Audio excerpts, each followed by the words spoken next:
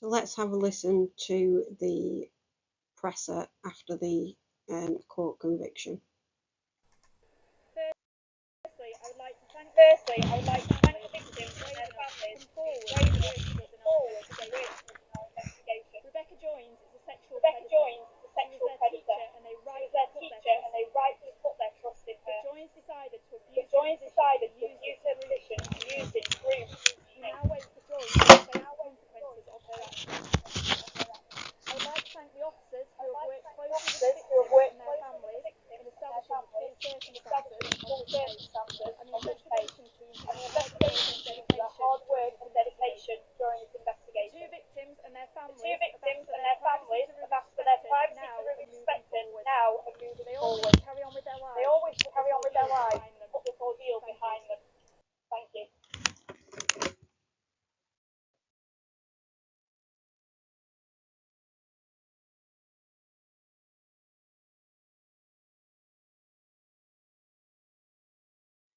Now, she lived at the time of the offences in Salford Quays. Now, Salford is, for those of you who aren't from the UK or indeed from the Northwest, may not know the area or anything about it, it's very much a tale of two halves.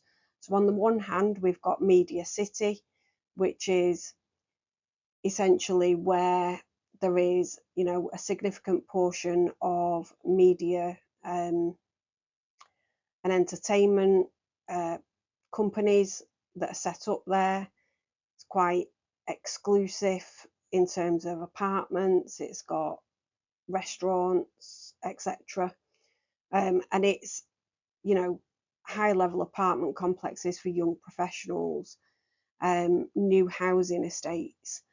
And that's on one hand. And then on the other hand, you've got an area that is quite significantly socially and economically deprived.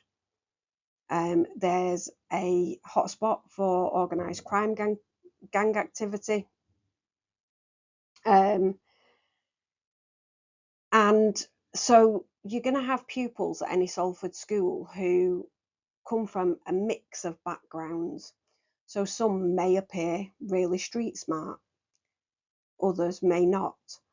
But in many respects, it's those children who are the kind who demonstrate street smarts that are the most vulnerable children in our society.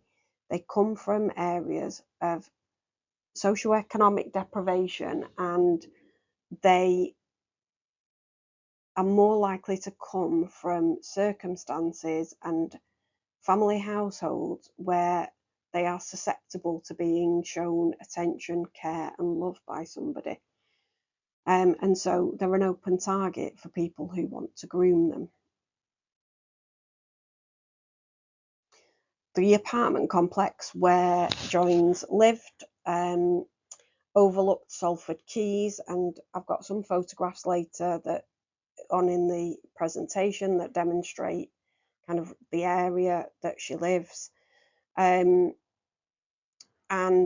she overlooks Salford Quays and Manchester United's football ground at Old Trafford. And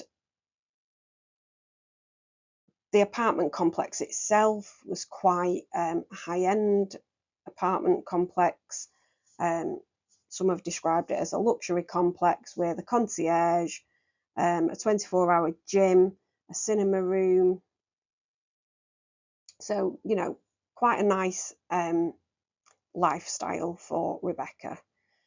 And after her arrest in relation to boy A, so that's the first of the offences, she actually moved to live with her parents on the Wirral. So they run a tea shop, and she moved back to their home. Okay, so we've just got a few pictures here for you. So we've got a picture of Salford Quays, which is all lit up at night. And above it, another picture of the area around Salford Quays, and that is the view from Rebecca Joynes's flat, actually. And then on the opposite side here, we've got a picture that just shows the stark contrast with other areas in Salford.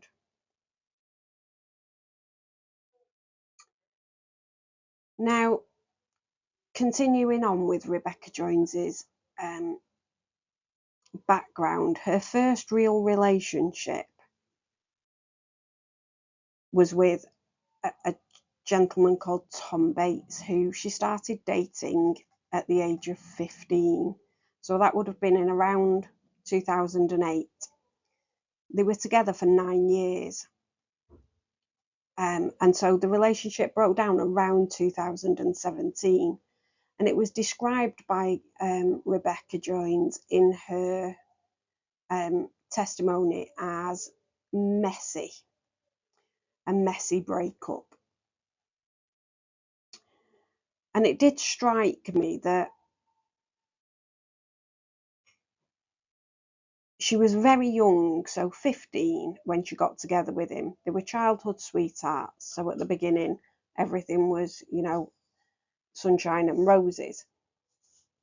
The relationship soured somewhat as time went by, and there is some indication by a friend of Tom Bates that describes Rebecca as controlling, coercive,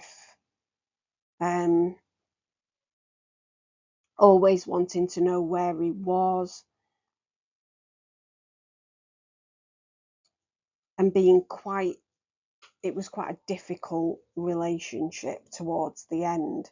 Now, we don't know at what time, at what point in that relationship things started to sour, but it does strike me that she started this relationship aged 15, and the age of the boys in question that she was attracted to and had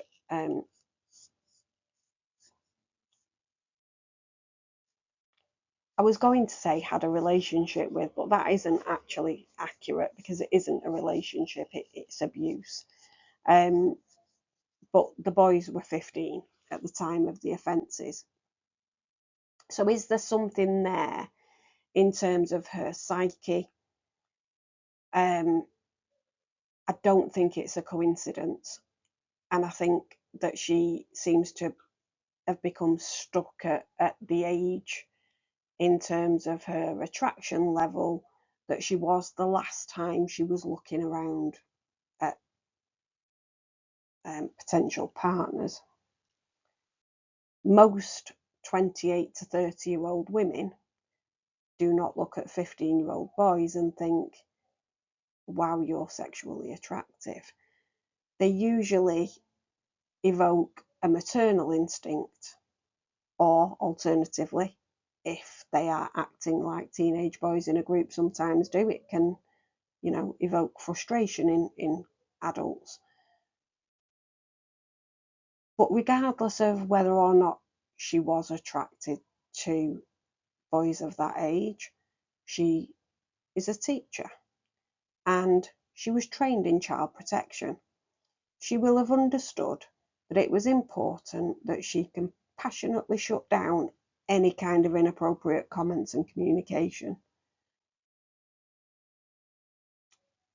But she did the exact opposite. She encouraged it, and then, even worse, went on to act on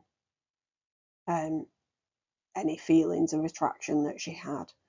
Now, she attempted to argue during the trial that she craved attention following the breakup that she'd undergone, that was a messy breakup after the end of this 9-year relationship, and that she was lonely during the COVID pandemic, and that she became flattered by the attention of the teenage boys,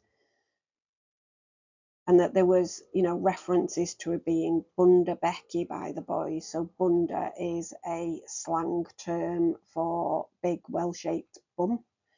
And that, there were a few kind of comments around her being attractive in one way or another floating around the class. And instead of shutting that down, she'd just laugh it off. And I think that was the first step in taking a misstep in how to deal with the situation.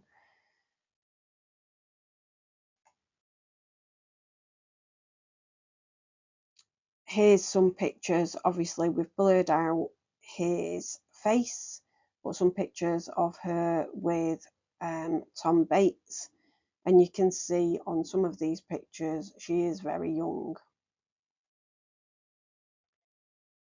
So let's have a look at a timeline, because I think it's important before we delve into the detail to really understand what the timeline looks like when we are taking a step back and looking at the whole situation from a more distant perspective. So 30th of December 1993, Rebecca Joynes is born, and I've given Rebecca Joynes the initials RJ on the timeline. Boy A is A, boy B is B, and Tom Bates is TB.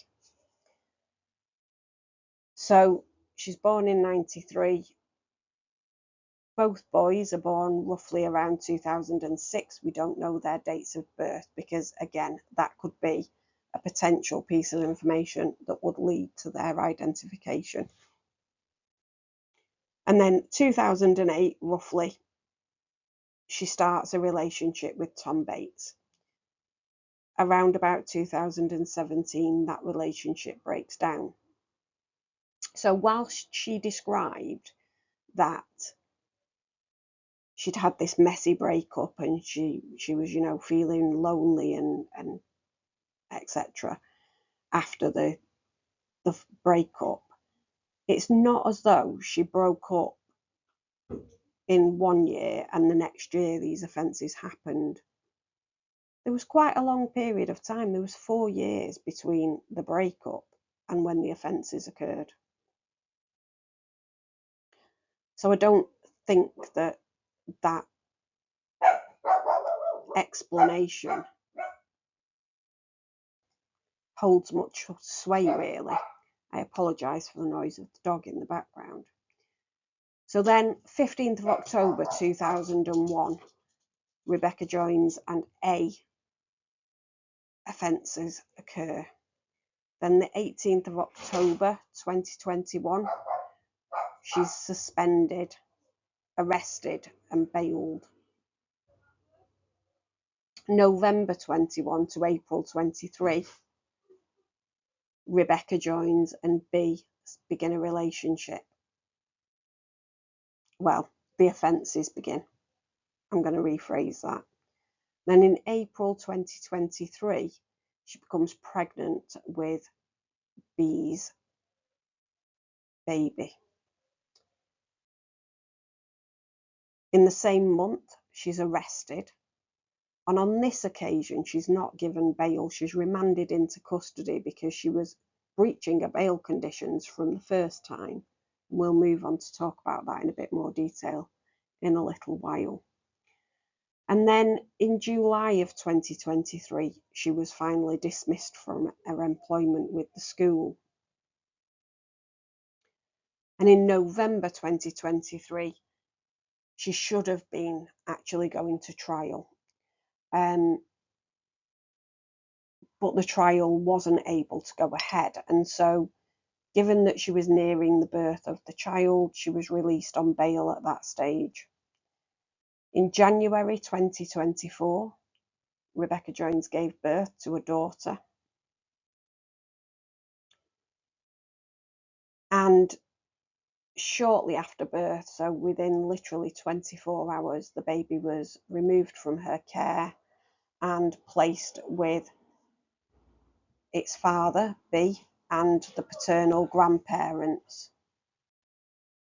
And then on the 17th of May of 2024, she was convicted. So the trial started on the 7th of May, it ended on the 17th. At that stage, she was released on bail until her sentencing date, and the sentencing date is the 4th of July of 2024. So we've got kind of an overview of.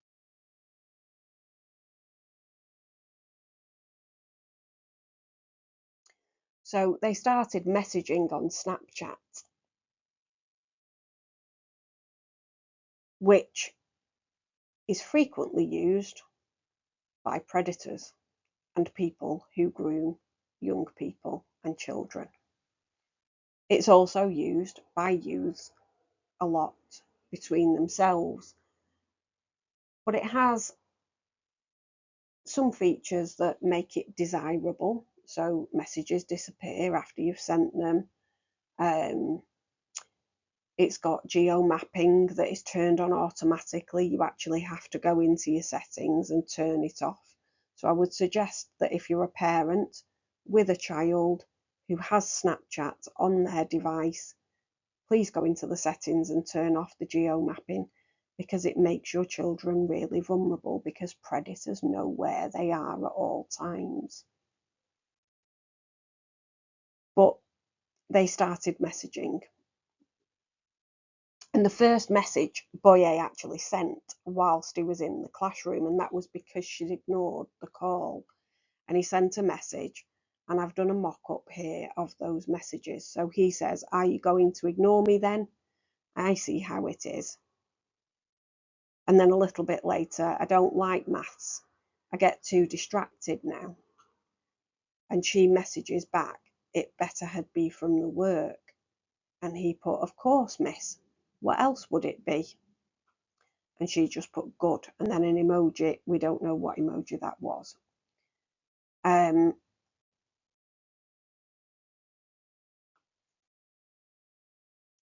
Another message that was published during the trial as part of the evidence was, "Are you asleep?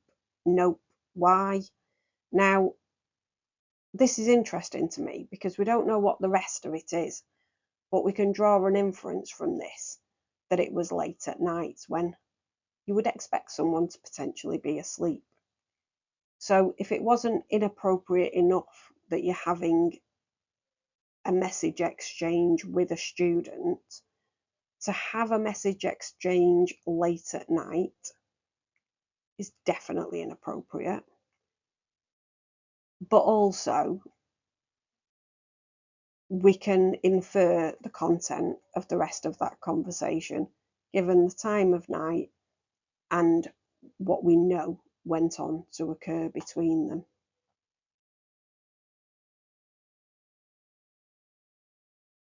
And then we need to understand when things moved on to the next level, from just inappropriate messages to downright dangerous behaviour, frankly.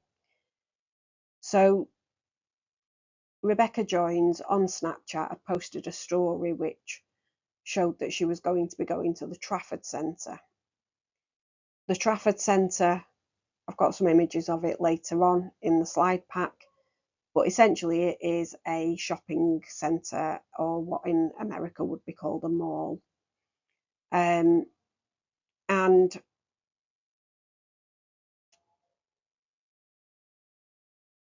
he responded, Boye, with, "When are you taking me? And I'd better be the only one." And she responded with, "Obviously it's only you." And he says, "As it should be. Best student, if you ask me." And she replies, "That's debatable." And then later on, when they'd arranged the time, so they arranged for it to occur on the 15th of October of 2021, he later messages, "Am I coming later or no?" And she put, "You'd better had be, now you've told me you are."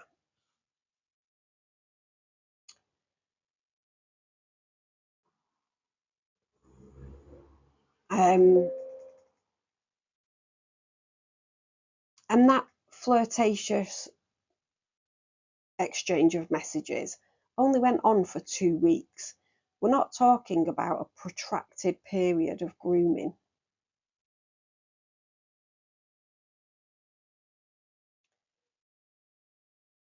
2 weeks, and then she'd arranged to meet outside of work. And the trip to the Trafford Centre becomes very relevant because more grooming activity takes place when they're there, because she buys him a Gucci belt in Selfridges that's worth £345, which in US dollars is about $440.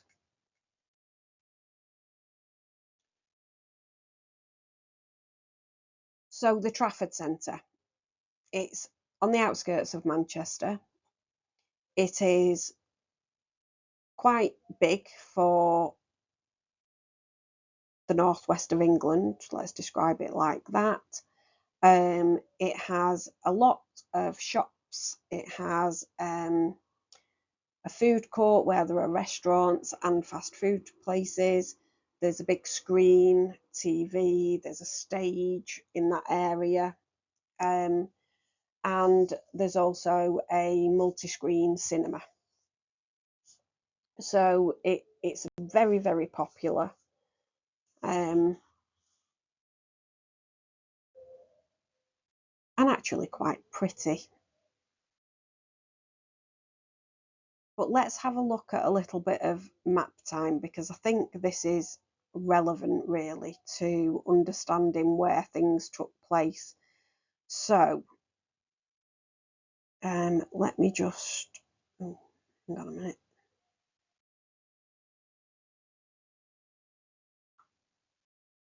So we've got the Trafford Centre is over here. Hope you can see that little red dot. Trafford Centre here.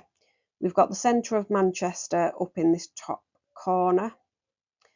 And then we've got Rebecca Joynes' apartment is here. This whole area is Salford Quays, and Media City is up here. And Old Trafford's ground is here. So from Rebecca Joynes' flat or apartment, you can see right across, all the way across to Media City, and you can see across the river to Old Trafford, Manchester United's ground.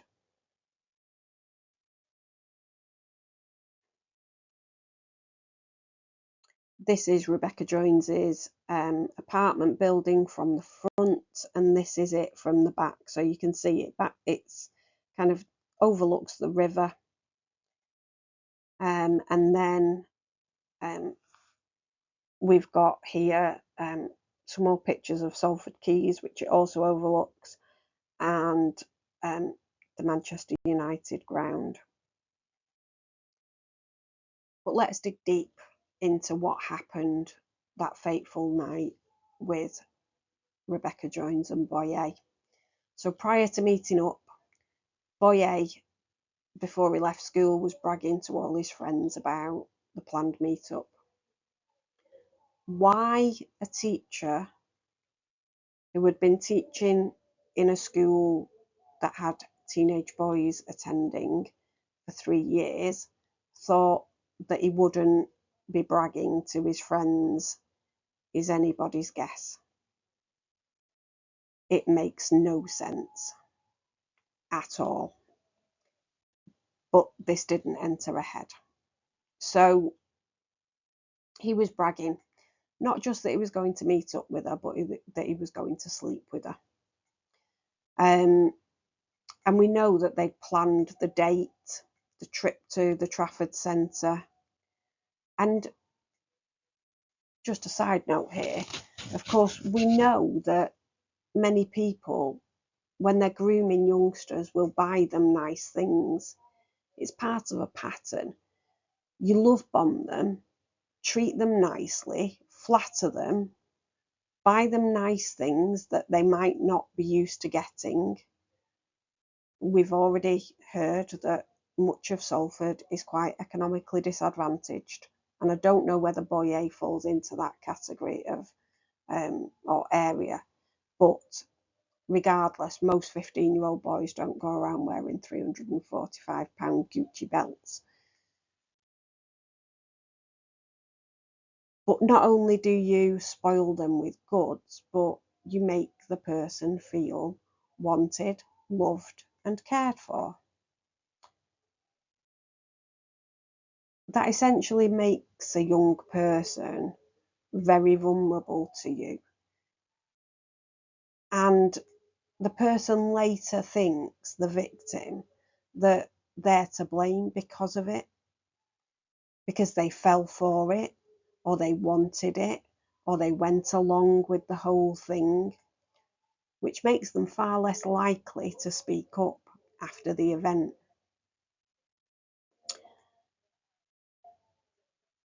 Although, as I say, I suspect that Rebecca Joynes didn't quite appreciate how much 15-year-old boys like to brag about any potential adventures that they go on in terms of their romantic activities. Let's describe it like that. In no way am I saying that what happened between these two is romantic. It's far from it. It's abuse, but just their exploits. Finally, we know that they planned a trip to Rebecca Joynes's luxury apartment. Okay, so what happened? How did the day unfold? We know from Boyer's mother's evidence that he came home from school, changed out of his uniform, and packed an overnight bag. And at that stage, he told her that he was going to go to his friend's house to play computer games. And later, he messaged her saying, "Here, kiss, kiss." So as far as his mum's concerned, he's gone off to his friends. Nothing out of the ordinary. But Joynes picked him up near his home in her Audi A1. They swung by to collect her dog from doggy daycare before dropping it off at her parents' home. So that's on the Wirral. So it's not a short journey. So they drive to her parents' house, drop the dog off. Boyer describes keeping low in the car to stay out of sight whilst they did the drop off. And on the way back from her parents' home, Boyer refers to driving and said, "I'm not old enough." And Joynes just laughed and said, "Oh, shut up." She then took him to the Trafford Centre. CCTV footage was available showing them in the shopping centre, and they were spotted talking to each other, propped up against the counter in Selfridges, sharing a giggle and a laugh whilst he flicked through his phone. And Joynes is heard saying, "Just pick something." And he picked the belt, which was £345, £345. And then they go back to Rebecca Joynes's apartment, and there is video footage of them entering the apartment complex. When they got there, the evidence of Boyer is that Rebecca Joynes was in a bit of a fluster. She threw a load of washing in the washing machine. She spruced up the place, whatever that might entail. And she insisted at that stage that he could only crash if it got too late to go home. Later that night,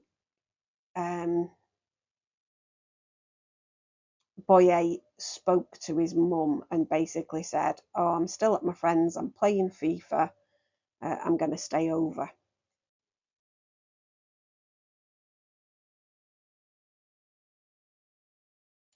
Got some pictures here of Rebecca Joynes during the trial, and you can see a little baby's bonnet poking out of her pocket there. She took that with her every single day and had it on display throughout the trial. So they're at the flat. What happens next? Boy A sat on the settee and he asked, "So what do you want to do now?" And Joynes replies, "I don't know. What do you want to do?" To which he replies, "I think you know what I want to do." And she just laughed and then sat on the sofa with him.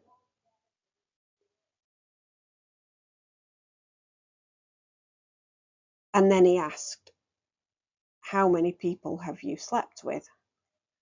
And her response was, "Well, that's a strange question. Probably not as many as you."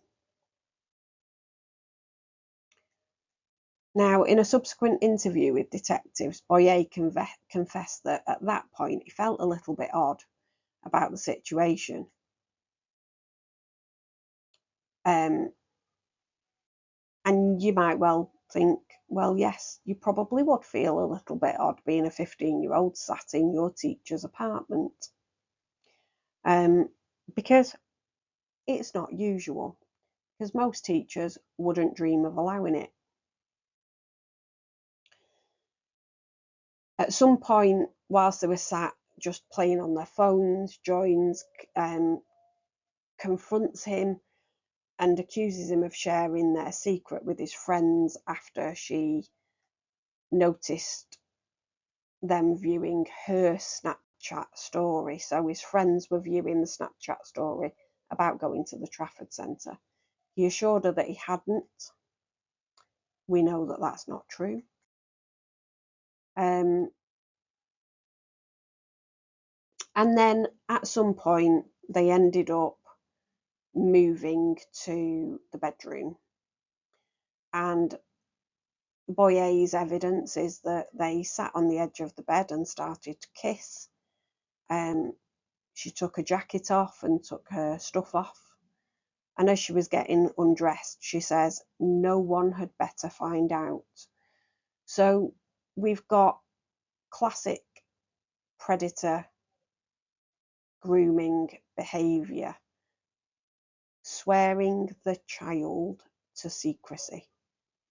And this happens in almost every occasion where child SA occurs.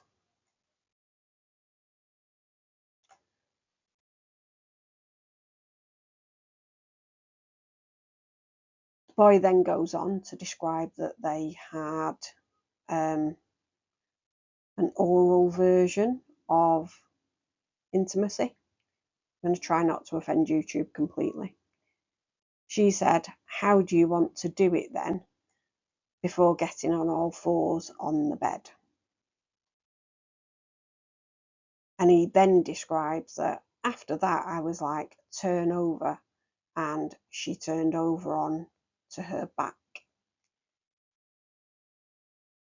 But he goes on to describe, and this just demonstrates how embarrassing these situations must be for a young person to have to give evidence about, that he was unable to ejaculate. And at the time, literally thought to himself, "Wow, this is really weird." They go on to shower and then have another attempt at sleeping together. And this time he does, in fact, finish off, let's describe it like that, on her sheets. The DNA evidence of his ejaculate on her sheets was later collected by police. So they didn't just have testimony from the boys. They also had phone records. They had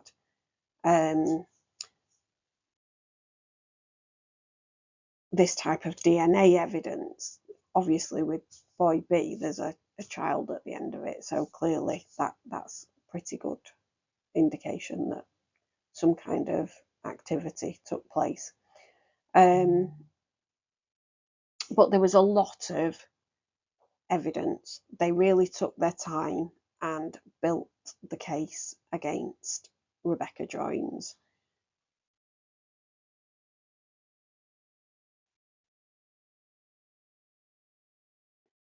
After the offences took place, because we've got 2 offences there, it happened twice in one night.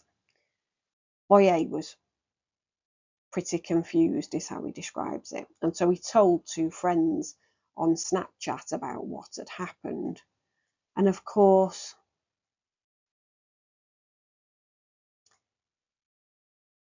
somewhat predictably, the boys both told other friends about what had happened through the weekend. And as a result of that, rumours began to circulate around the school about what had happened.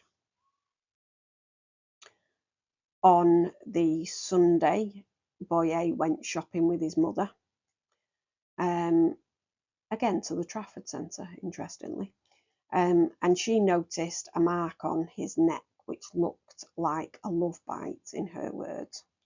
And she asked, "What's that on your neck?" And he said, "Oh, nothing, I don't know," and just brushed it off. But he'd taken a photograph on his Snapchat, and rumours were circulating in quite a rife way at that point. And the police received an anonymous tip-off via a Childline tip. So come Monday, officers were at the school looking into what had happened. As a result of what the officers told the staff at the school, I'm assuming the head teacher, maybe the safeguarding lead, because every school in the United Kingdom also has a safeguarding lead, and it isn't always the head teacher. They called mum. And it was the deputy head at school that called her and described that there were allegations involving her son and Ms. Joynes. And so she comes to the school, and what boy A says at that time is it was just banter between boys, and then when talking to his mum, he says it was just a stupid conversation on group chats that got out of hand. And her response to that was, "I can't believe you said this. You could have cost this girl her career." And she left the school with her son. And the police advised her at that stage to stay off social media because the rumours were swirling. So she goes home, and then a little later she gets a call from her son's friend's mum. So this is the young man whose house he was supposed to be staying at. So it's his mum who calls and says, "I think I owe you an apology." And she then goes on to admit that she'd lied about boy A staying at her house. And when the mum of boy A asks, "Where did he stay then?" the friend's mum said, "In Salford. I only know this because I got asked to go and pick him up. And Boy A's mum says, it wasn't that teacher's house, was it? And the friend's mum says, yeah, it was. So at this point, Boy A's mum was very upset, crying, and ended the call.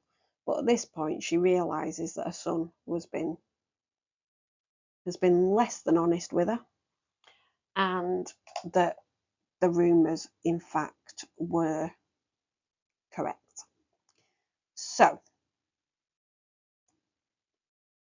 she describes herself during her evidence as, I was upset and crying at this point, crying my eyes out, but I was also absolutely furious. Boy A heard the commotion of his mum being upset and came into the room and said, Mum, I'm so sorry, I've lied to you. And she said, I already know what's happened and I'm going back to the effing school. And he was begging her not to, saying, Mum, please don't.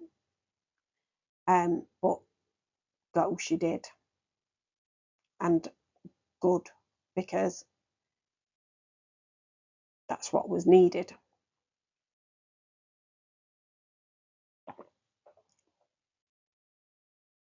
So she goes back to the school, and DC James Partington of Greater Manchester Police was still at the school. And she spoke to him at that stage and told him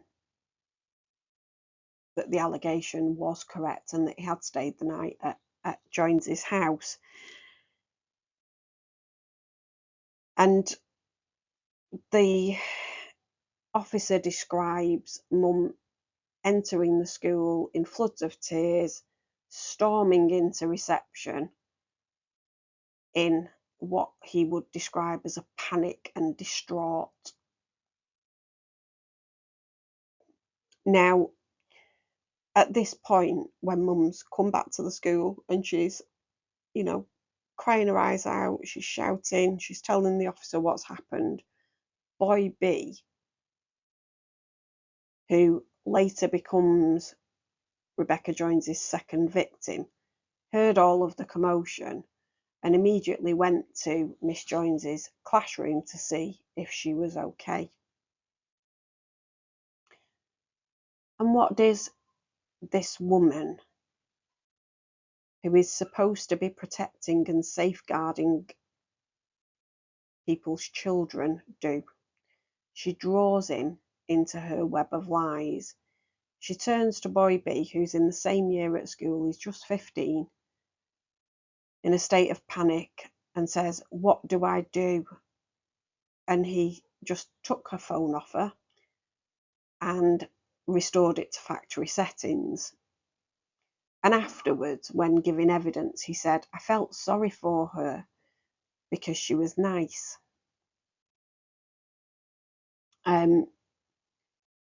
So pretty much all traces of Boy A were now erased from her phone, except for one message that somehow got missed, that she'd sent him, containing a heart emoji and 3 kisses. Thank heaven for that message. But the police managed to actually retrieve all of the messages from his device, which detailed the lead up to the shopping trip, the events of the evening, the Gucci belt. It detailed pretty much everything. And as a result of that, Joynes was immediately suspended and she was arrested and the police investigation began. But unfortunately, let's just not jump straight to that. So they escort her back to her flat, her apartment, and she claimed that the only set of keys were at her parents' house. What she didn't mention to the officers was that the only set of keys other than the set that she'd given to Boy A to lock up with that morning well, on the Sunday morning.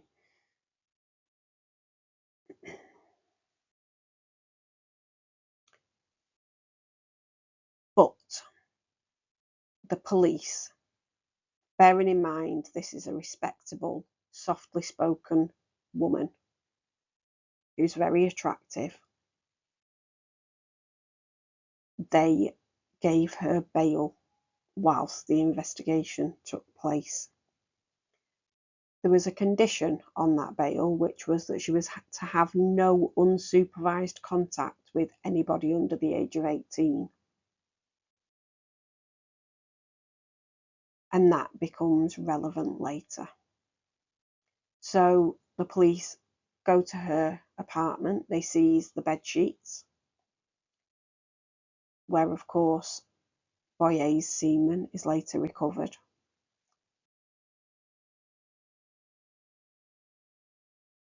Now, in her evidence, which we'll come on to in more detail, but let's just deal with this, what was found on the sheets scenario. She says that there was no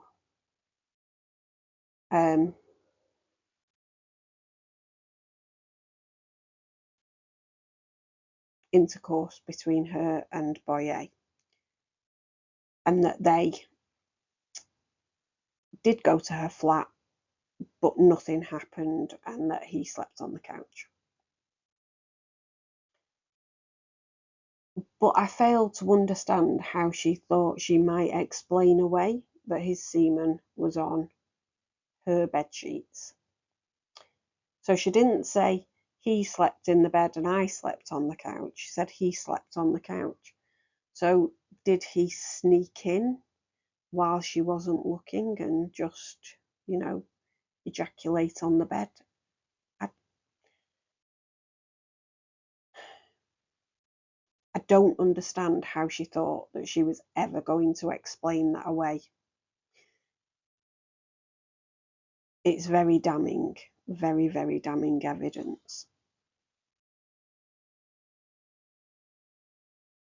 I also don't understand what the person was thinking that advised her, because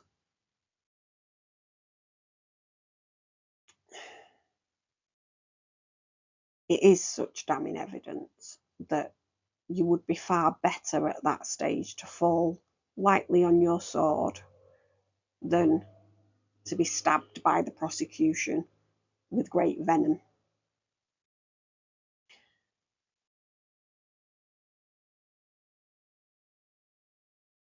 However, that was the road she went down. So, after she was suspended and arrested and bailed, Rebecca Joynes clearly thought that, the heat was going to be on in terms of staying at her apartment. So she went to stay with her parents, who live on Pensby Road in Wirral, and she worked at their tea shop full time while she was suspended. Now, somebody that she used to work with, used to know at school, apologies, went on to tell the Echo, which is a local newspaper, that allegations swirled around the fact that she'd been banned from the school where she worked. People thought that she was quiet, shy, and respectable young woman that they'd watched grow up. And one person described, I got told she'd been banned from the school, and I said, it must have been bad if she's been banned. She's quite quiet. She came across as being a nice person, but she was upset over something, and at the time we didn't know what that was. I'm surprised because she was a quiet girl. I was in shock, I suppose. And another person who knew her during her teenage years said, she struck me as someone who was very quiet and fairly shy. She kept herself to herself. I hadn't thought about her in years, but when my friends and I saw her name in the news, we were shocked to see it. What was said in court appeared to go against her, so this was after the court trial had occurred that last comment was given. But how many times do we hear, after a predator has been caught, people who knew them in the past saying, I just can't believe it, I'm so shocked. They were really quiet. And that's because we have a kind of a bias of safety about the people that we know. So we cannot imagine that the people that we know in our own little world, in our circle, even acquaintances, could possibly behave in this type of way or in any kind of predatory way. But unfortunately, these people live amongst us. We rarely know that they are who they are until it's too late.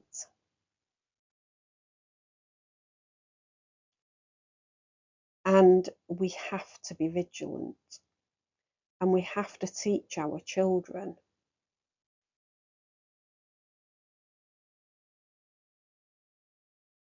what to look out for. And we also need to be educated about what to look out for.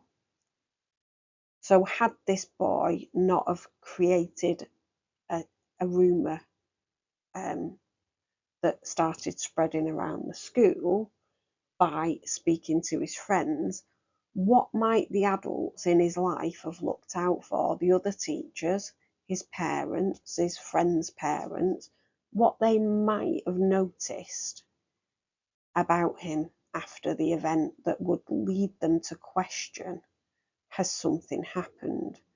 And that would be things along the lines of seeing marks, mum correctly questioned when she saw the love bite. But of course he could say that that's from a person who's of his own age. But we also need to be on the lookout for sudden changes in behaviour, suddenly becoming withdrawn, suddenly becoming very body conscious,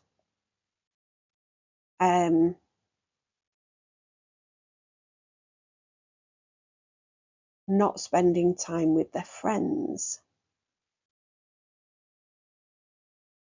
suddenly spending significantly more time in their room, or alternatively, if it's a scenario that's ongoing and they're continuing to be groomed, suddenly spending significantly more time out of the house than they would have done usually just with their normal friends. So there are a few things to look out for. There are many, many more, but I think for teenagers, they're the kind of things that we're going to be looking for. Many of those things also translate in slightly different ways to younger children as well. But I'll do some more videos on this about what you need to look out for, and of course what to do. You know, we often hear the phrase see something, say something. Well, who do you say it to? What do you say? Do you just approach the child? Do you approach the school? Do you approach the police? Do you approach children's services? Do you approach the child's parents? Well, it very much depends on what you are being told. But the key would be, if it seems like it's a criminal offence, the police is the first port of call. They automatically have a duty to notify children's services. If you're not sure that a criminal offence has taken place, then you could immediately contact social services, because they're not looking at just criminal offences, they're looking at anything that is harm to a child.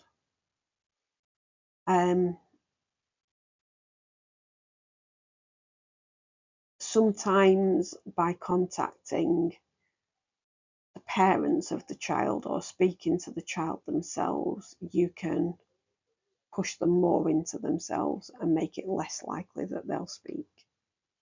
And of course, if the parents are involved in the perpetration of the harm towards them, then of course that can have a massive impact on the child, because the parents will think, who have you been talking to?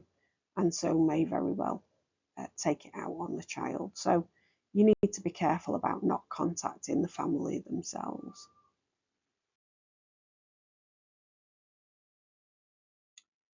Here's some more pictures of Rebecca Joynes on various days of the hearing. Again, you can see here the little baby's bonnet poking out of her trousers. And it's obvious that the process took its toll on her. That said, I don't feel sorry for her one little bit. I feel sorry for the victims, and I include in the phrase victims the baby that came out of this, because that baby's going to grow up without its mum in its life for very little reason other than she was a fool.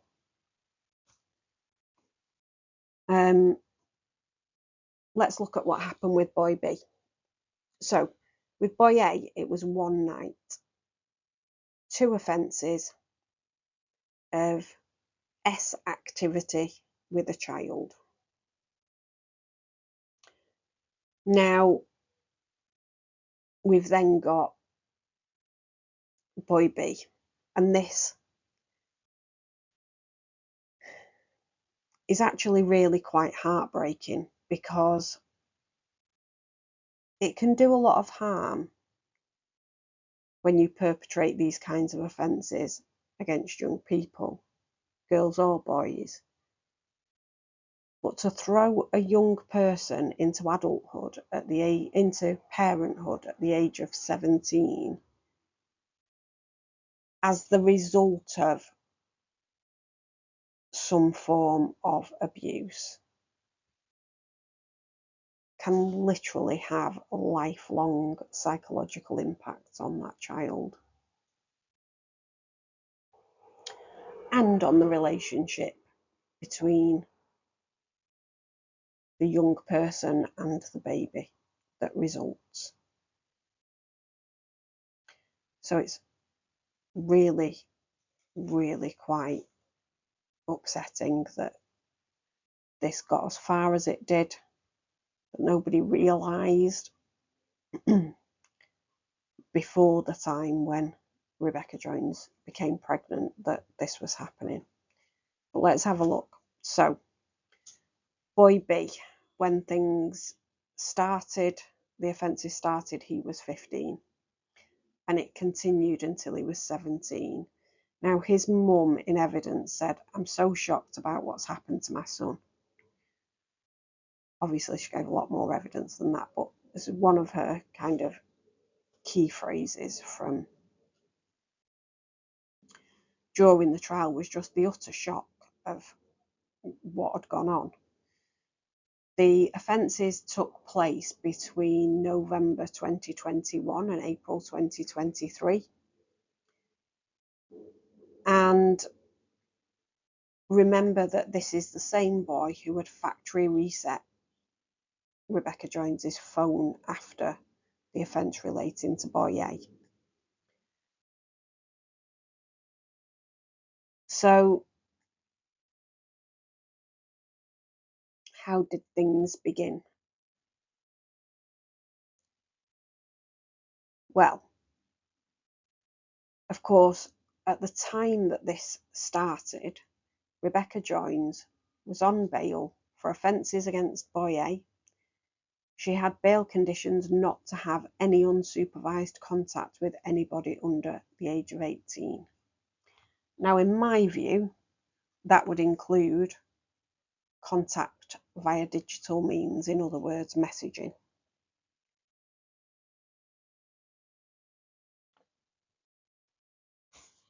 I don't know whether that was actually detailed on the bail sheet, But in my view, I would say that it would encompass that, bearing in mind what we know about what happened with boy A. Boy B sent Rebecca Joynes a friend request in November of 2021 on Snapchat. And initially she ignored it. So at least at the beginning, she had the foresight to say no and just ignore it. Unfortunately, that didn't last. And within the same month, she'd accepted the friend request.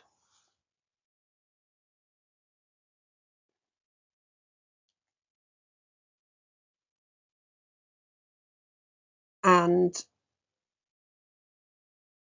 he sent her a message asking basically if she was okay after the whole recent arrest and her being suspended from the school.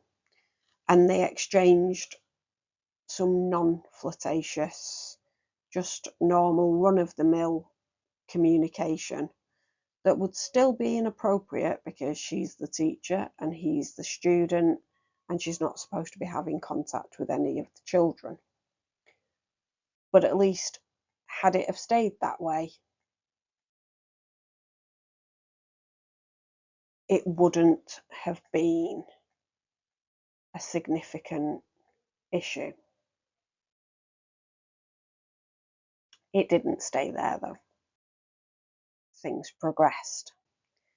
So after a while of having these, very mundane conversations, the 15-year-old sent her cheeky messages asking her to get her boobs out. That's not the word he used. It begins with T. And is also a type of bird. And she would just reply at the beginning, "Not tonight." In his evidence, boy B says, "So at that point, I thought, okay, so she will then." In other words, at some point, she's going to say, "Yes, tonight, not tonight." And so he pushed further, requesting pictures of her, asking her the same question. And did Rebecca Joynes think, I'm already under suspicion, I'm already being investigated,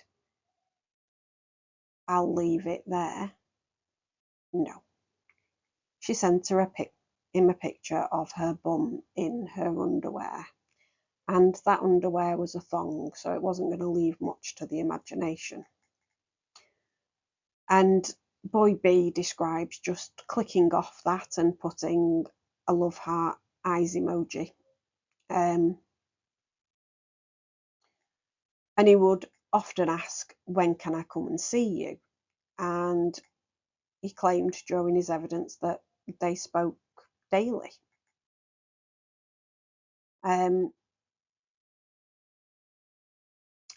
They first met when he was still 15, and they strolled around Salford Quays. So he asked on a regular basis, when can I come and see you? And most of the time she just said, no, not yet. On this particular day, she just agreed. She drove back from her parents on the Wirral, so we're not talking 5 minutes down the road, and met him in Salford Quays.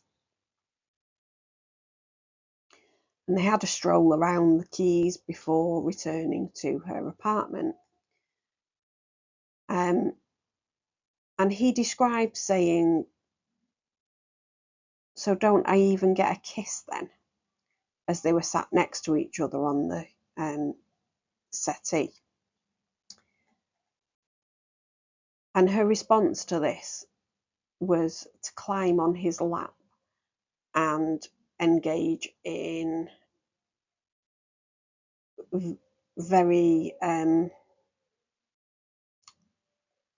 provocative kissing. So she straddled him and started kissing him in quite a provocative way.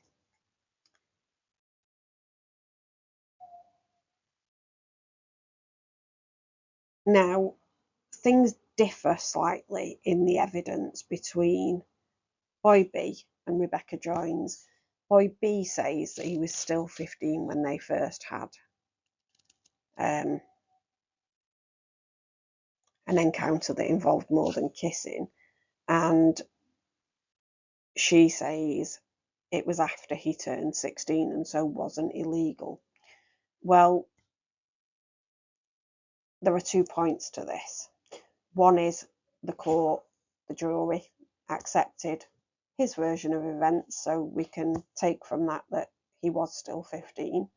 But even if he was 16, because she was in a position of trust, i.e. the teacher at his school, she was only suspended at that point. That would still be a criminal offence. So by her saying in her evidence, well, I waited until he was 16 and legal, that doesn't make it okay. Because you've been grooming him since he was 15. Doesn't make it okay to just wait until they're legal whilst grooming them the entire time. That's not how this works. So he goes on to say that he visited again, and this was around the time that he was taking his GCSEs, and that they slept together. He was supposed to be going to watch Manchester United play at Old Trafford with his friends, but he sold his ticket in favour of meeting Rebecca Joynes. He lost his virginity on that day, but he then gave evidence to say that they slept together around 30 times before she was later arrested. And he described his view of the relationship being friends with benefits. Now,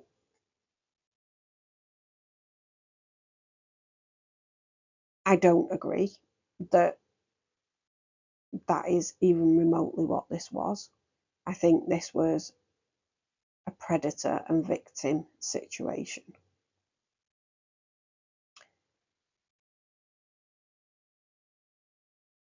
And so did the court. But more importantly, also, after the relationship, if we can call it that, ended, so did Boy B. But we'll move on to that. So during the time that this was all taking place, Boy B's older brother knew that the relationship was taking place, but in his evidence, he basically says, I was a fool, I didn't say anything at the time, I just thought it was funny.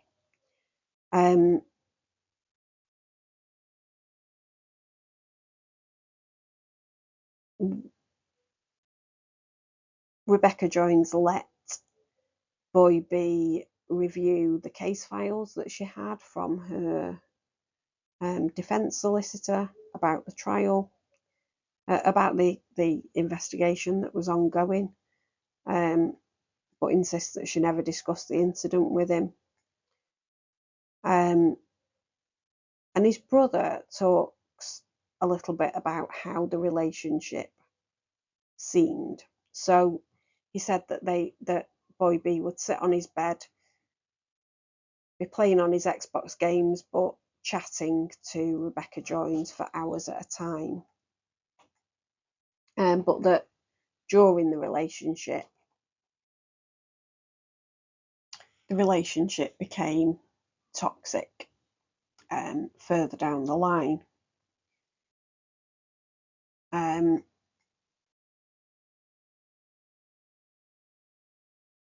He told his brother that she would collect him from school and they'd go to her place and do things.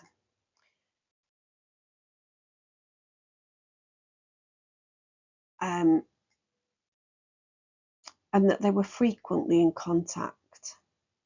with each other whilst the brothers were in the bedroom together.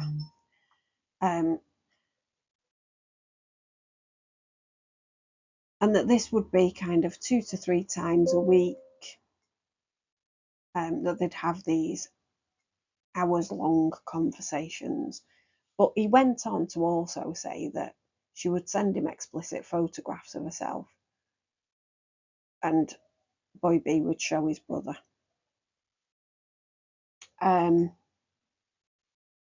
Some of them, although I can imagine that he didn't necessarily show all of them.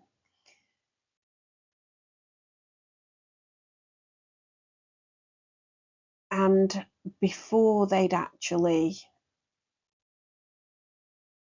completely slept together, he told his brother that he'd been discussing having intimate relationships with her when he was older, but that she wanted to wait until he turned 16. So this demonstrates the depth of the conversations that they were having. She was sending explicit photographs to him. One imagines that potentially that was going in the opposite direction as well. So that's CSAM, child SA material, which to have that in your possession is a criminal offence also. So that's something else that she was probably guilty of. But they were talking about it. They were doing certain things and not going, in the old-fashioned parlance, all the way until he turned 16. That is still a criminal offence. Just the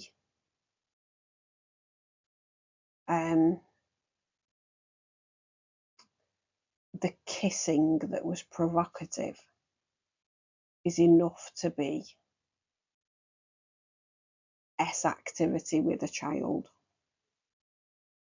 for the purposes of the 2003 Sexual Offences Act. So for all that she was attempting to mitigate her offences, so to speak,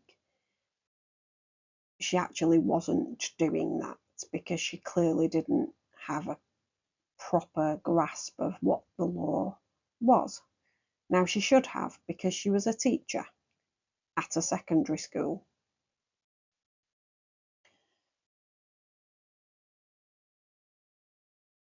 The brother talks about the relationship quickly souring and becoming toxic, and that Rebecca Joynes grew suspicious, manipulative and paranoid, and that she demanded Boy B's Snapchat password and location to ensure that he wasn't with other girls, that she would contact him and ask him to video chat so that she could see who he was with.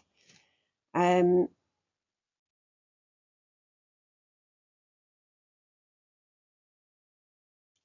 bear in mind, at this stage, she's had various court hearings relating to Boy B, and she's had bail conditions that have been explained to her. She's being investigated by the police. She knows that what she is doing at this point is absolutely wrong. It's inappropriate and she shouldn't be doing it. Not only is it inappropriate, it's illegal. But she continued anyway. And her manipulation and behaviour that was toxic towards Boy B persisted. Now, Boy B accepts that throughout this time he knew about her bail conditions and that she wasn't supposed to be in contact with anybody under 18. But that doesn't really mean that he is in any way at fault here, because he's the victim. She's the adult. She's the person in a position of trust. She also insisted that he put tracking on his phone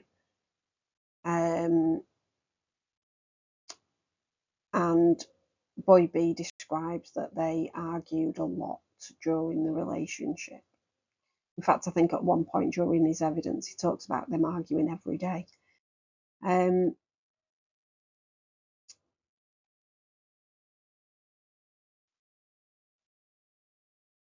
The baby. Rebecca Joynes became pregnant with Boy B's child in April of 2023. And shortly after that point, she decided she was going to let him know that that was the situation. And so she prepared a romantic date night.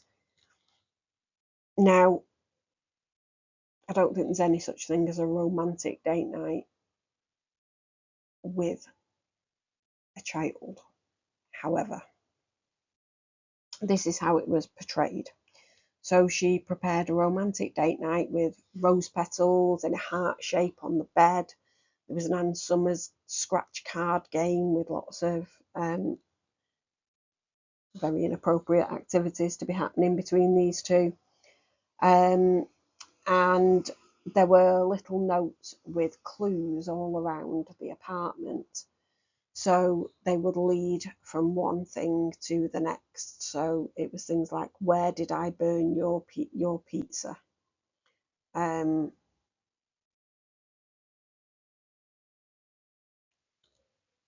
many other quite inappropriate clues, actually. She had Pizza Express food all ready for him. She decorated the place. And when he got to the final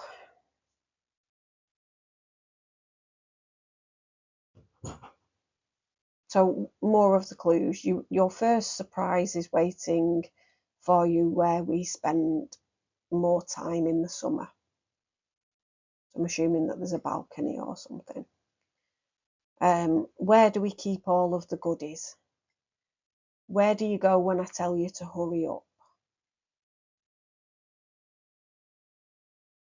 Where do you like to aim your pee? And then find the final surprise where we should be having cuddles right now. And when he gets there, there is a baby grow. Now, I've had two different articles describing the baby grow in different ways. So one said best dad. One says it says I love my daddy to the moon and back, or something along those lines. So something along those lines, we get the picture. Now,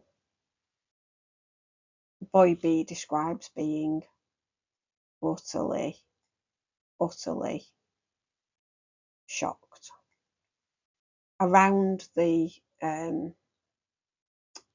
baby grow were Pregnacare tablets, and there was a birthday card as well to Boy B that said, to Boy B, your kisses are the ones I long for.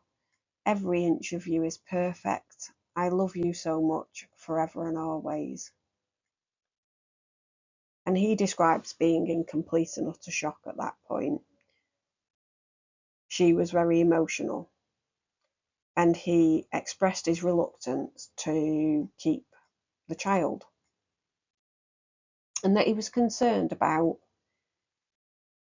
the baby's future and his own, given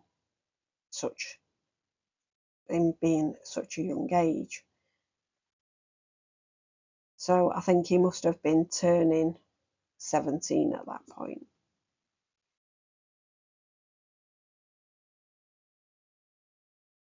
But she just continued her manipulation.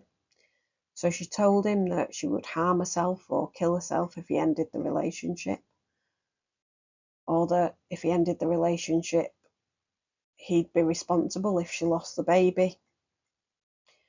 And in his evidence, Boy B says that was probably the lowest point. We were irresponsible. It was my own fault. I also thought what the F am I going to do? I can't hide a kid. I've hid the relationship for 18 months from my parents. And you can just imagine the utter panic of a 16, 17-year-old boy who's been in this illicit affair in his mind, not a predator and victim relationship. At that point, he thought he was a willing participant.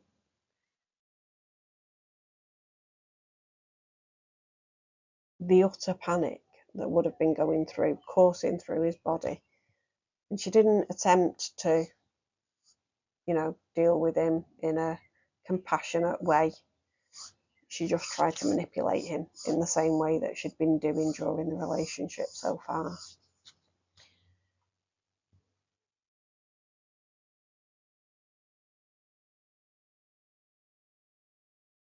Now then, the day after, bearing in mind the police have been investigating Joynes throughout this period, and it isn't clear whether Boy B disclosed what had happened to anybody and they'd made a report, or whether this is literally the culmination of their investigative efforts. But they knock on Rebecca Joynes's door, the police, and it took her some time to answer. And one might wonder what somebody was doing in that time period. And there is a clue from the first time she was in this situation. Yep, you've got it right. She was factory resetting her phone. Why, when they were able to recover messages the first time anyway, is beyond me. But in any event, she factory resets her phone and then goes to answer the door. But, of course, they come in and find this entire romantic date night set up with a card made out to Boy B.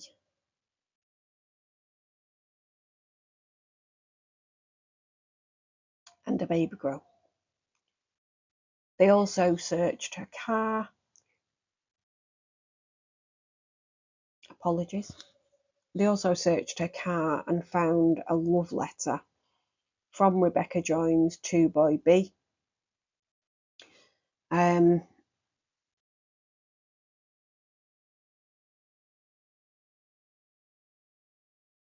That said this: "Hi baby, I know you are struggling right now. We are both extremely stressed, but I really hope we can work something out together to keep things going well for longer. I don't think you understand how much I really do love you.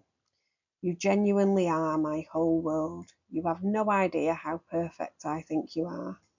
You are all I have ever dreamed about. It's why I'm spending every second I can with you. When you get to the apartment, you'll find some clues. I love you so much. I can't put it into words. Please stay by my side, baby. My world. I love you." Now, this was what she'd given to him before the romantic date night. So he gets there and then he finds the clues. But after the event, the police find this letter. And she's promptly arrested for breaking her bail conditions. And as a result of that, and whilst the investigation is ongoing into Boy B as well as Boy A's case, she then spends 5 months in custody.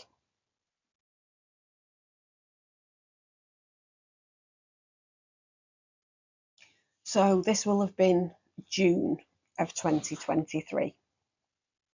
So she'll have been 2 months pregnant at the time. And she was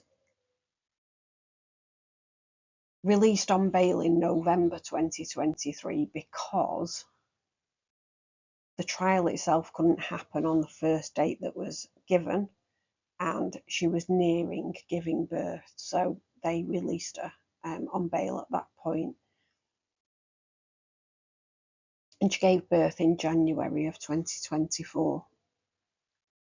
Personally, I'd have let her give birth in jail because she'd already demonstrated what she would do whilst on bail.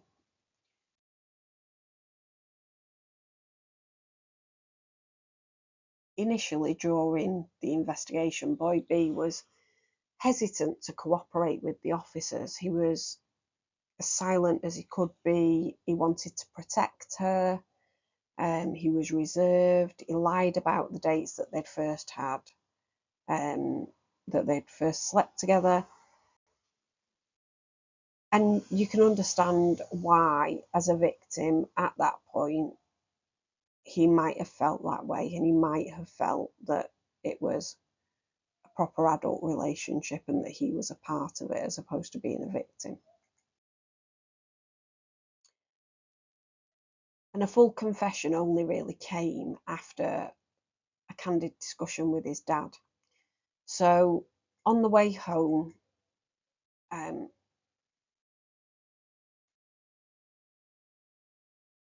his mum basically grilled him.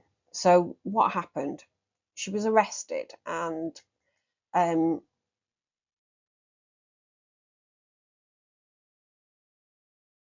the police brought Boy B in for questioning, to take a statement really from him and to understand what had happened.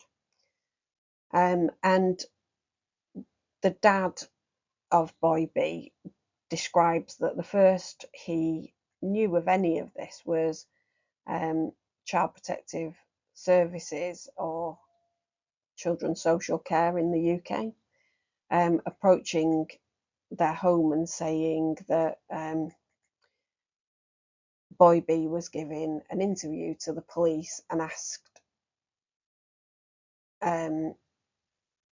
both parents to attend and speak to them. And he says, I just wasn't expecting to find out that he'd been in a relationship for basically 2 years with this person. And that then there was a further shock revelation because they were told that she might be pregnant with his child. And he just didn't know what to say. He was completely in shock. They collected Boy B from the police station. And at this point, Mum basically grills him with questions in the car. But Boy B remained quite quiet, quite introspective. And his dad describes him as profoundly reflective at that point.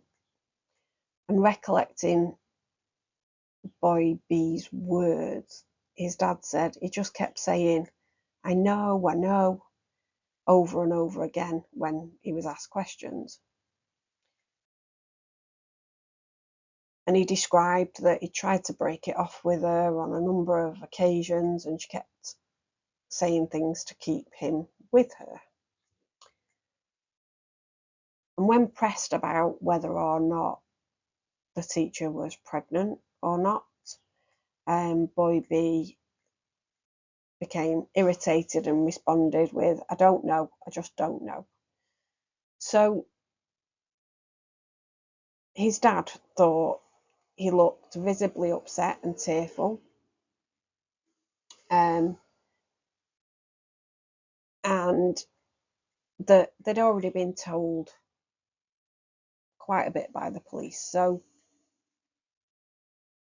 you could understand that Boy B's mum was really struggling, but that he thought that Boy B needed space. And then he says that, over the next period, Boy B's mum became depressed. She lost a lot of sleep. She had so many questions going around in her head that they didn't have the answer to.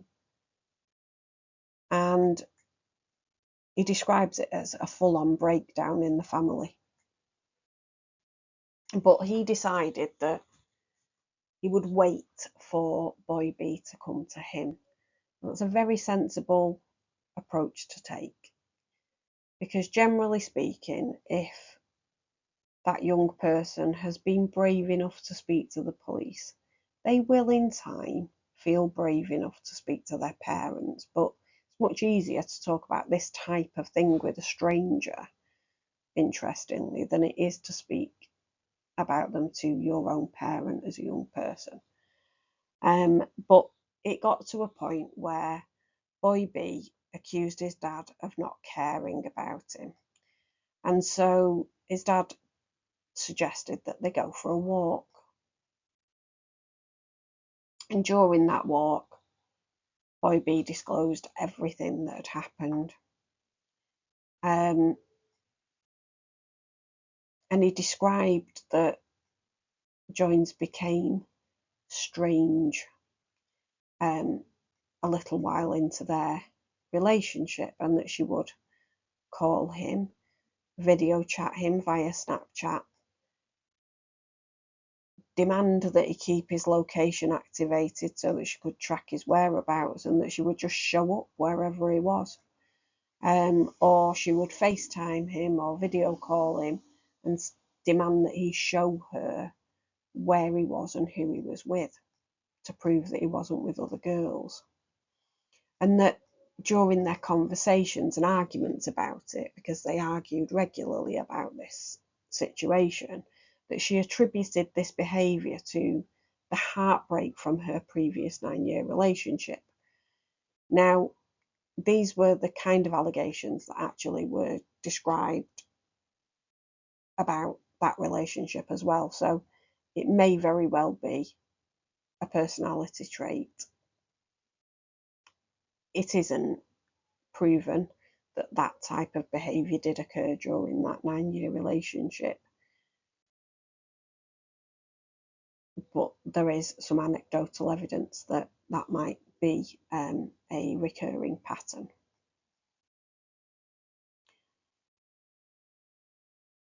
And Boy B went on to tell his dad that they argued every day, and he finally kind of concluded that he'd sacrificed 18 months of his life for a offender who basically mentally abused him.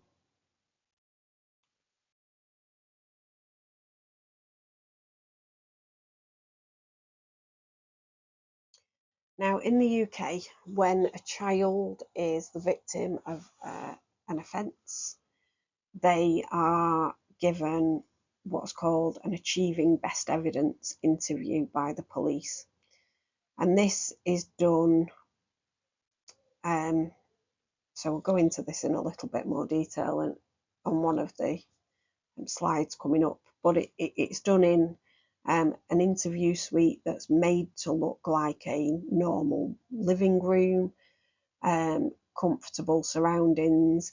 There are video cameras, and it's a group of very specialised trained officers who are able to achieve best evidence from children, because trying to get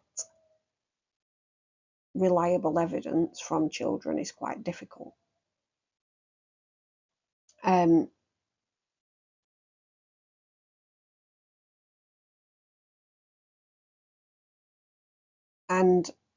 Boy B, in his ABE, that's what they're called, ABE interview, said that he knew that Joynes had been suspended by the school after her relationship with Boy A in October of 2021, and that she had bail conditions not to be in contact with any person under 18.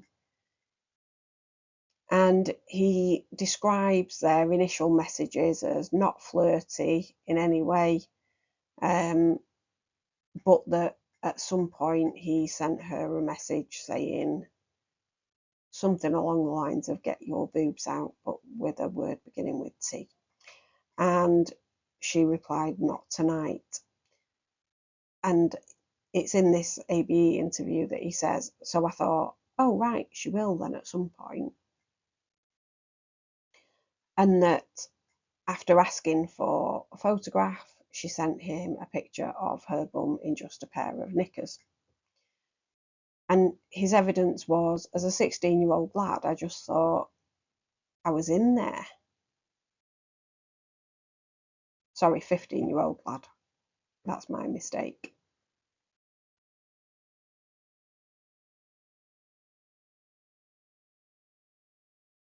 He goes on to tell the police that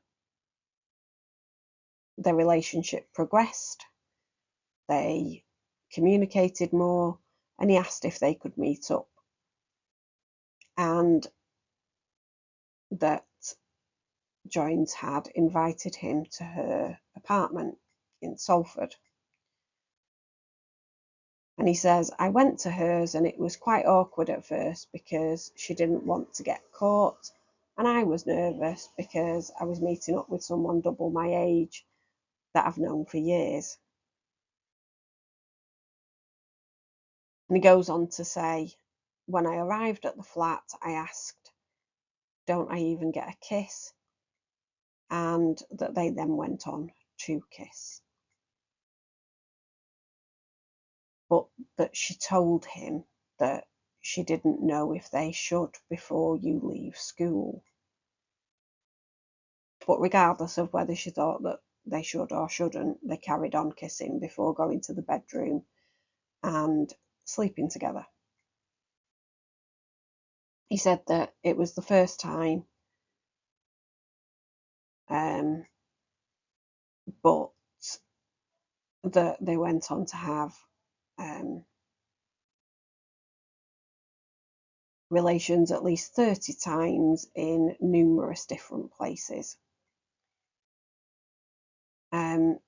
And he said he didn't think Joynes would meet up with him because she'd already been arrested in relation to Boy A, but that they'd started meeting up around the time that he was taking his GCSEs.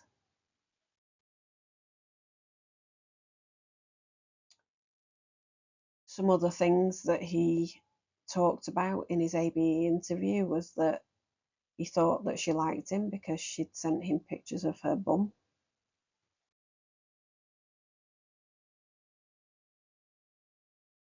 And that he'd asked if it would progress, but she wasn't comfortable because he was still at school. But it kind of happened anyway, was the phrase that he used. He said that Joynes had told him that the bail conditions meant she couldn't contact any child under 18.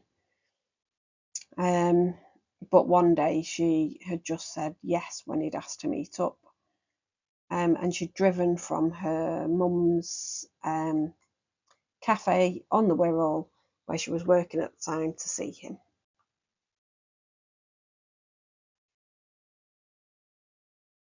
So we don't have full details of what Boy A said in his Achieving Best Evidence interview, but we've got some snippets there from what Boy B said in his evidence. Then move on to the actual trial, what happened in court. So just a bit of background in relation to who's who.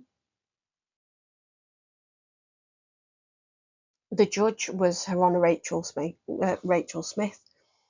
who is a recorder in the Crown Court, criminal courts in the north west of England. And the prosecutor was Mr. Joe Allman. The defence barrister was Mr. Michael O'Brien.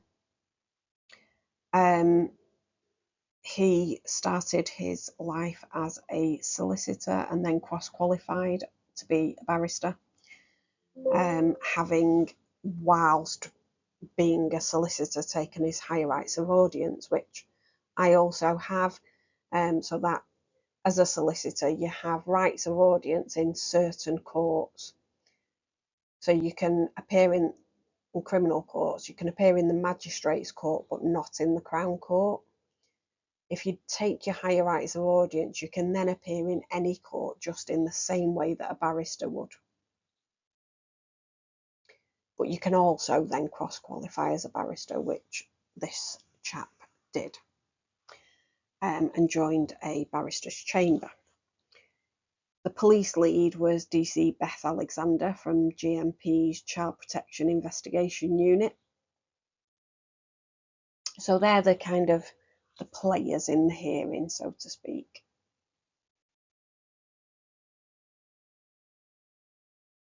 And what happened? So the original trial was in November 2003. January of 2004, the daughter of Boy B and Rebecca Joynes was born. And she was removed from the care of Rebecca Joynes within 24 hours of birth and placed with Boy B and his parents, so the baby's paternal grandparents. And she was given bail until a new trial date in May 2024.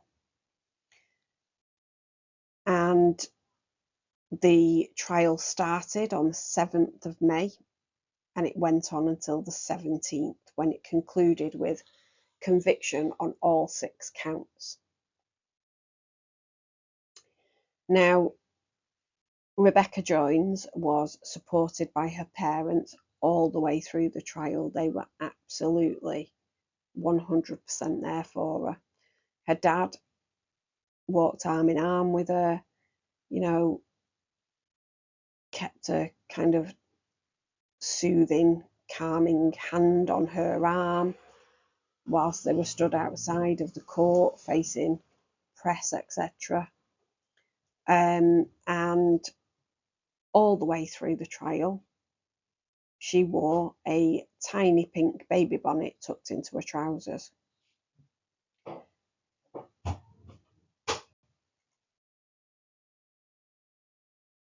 Before the trial itself started, there was an argument around some of the charges. So 2 of the counts that she faced were S activity with a child under 18 whilst in a position of trust. Now, these related to Boy B. She was suspended at the time, and her argument was that those charges should be thrown out because she wasn't in a position of trust at that time. Because she was suspended, it no longer applied. Now, the trial judge concluded, quite rightly in my view, that she was still employed and that she was being paid while she was suspended, and that she could, had she wanted to, have ended her own employment, but she didn't. She remained suspended with pay, and so she was still bound by the rules and obligations of her post.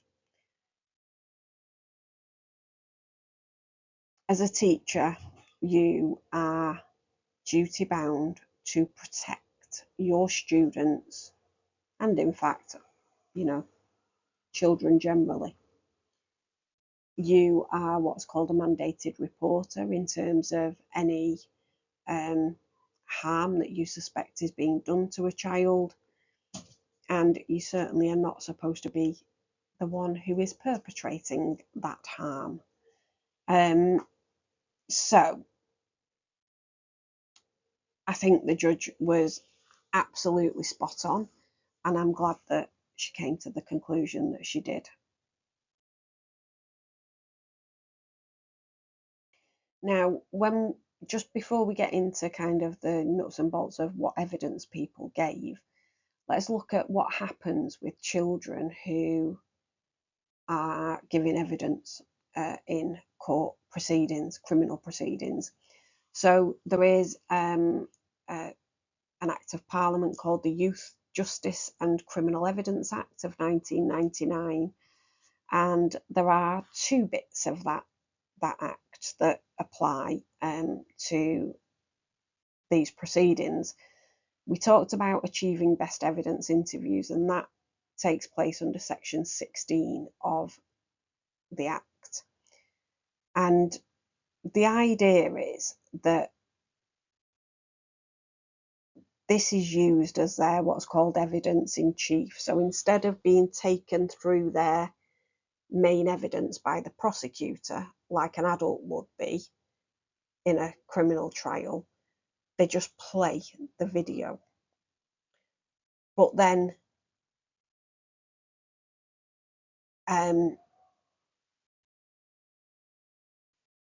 that means that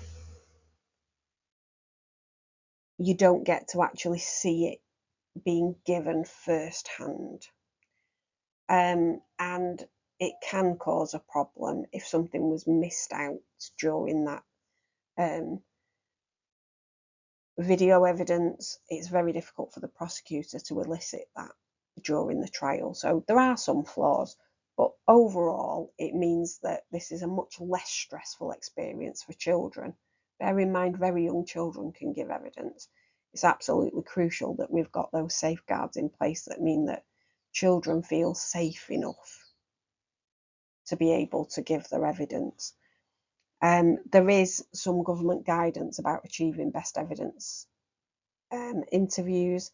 The latest version of that was published in 2022. And that basically talks through exactly what the police should be aiming for and how they should be eliciting that evidence from a child. The next bit of the Act that comes into play in this type of case is section 28. Now what that does is it's a version of what is called special measures. And it means that the boys pre-record their cross-examination.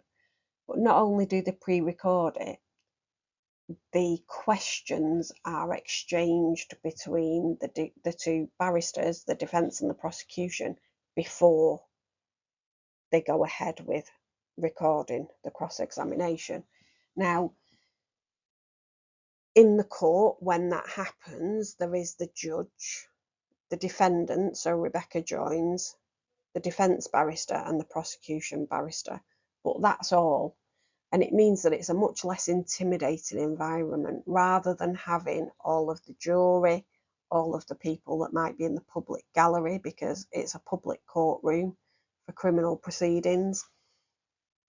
So it gives the children a little bit of protection from the overwhelm that can happen on a day when you're giving evidence during a trial.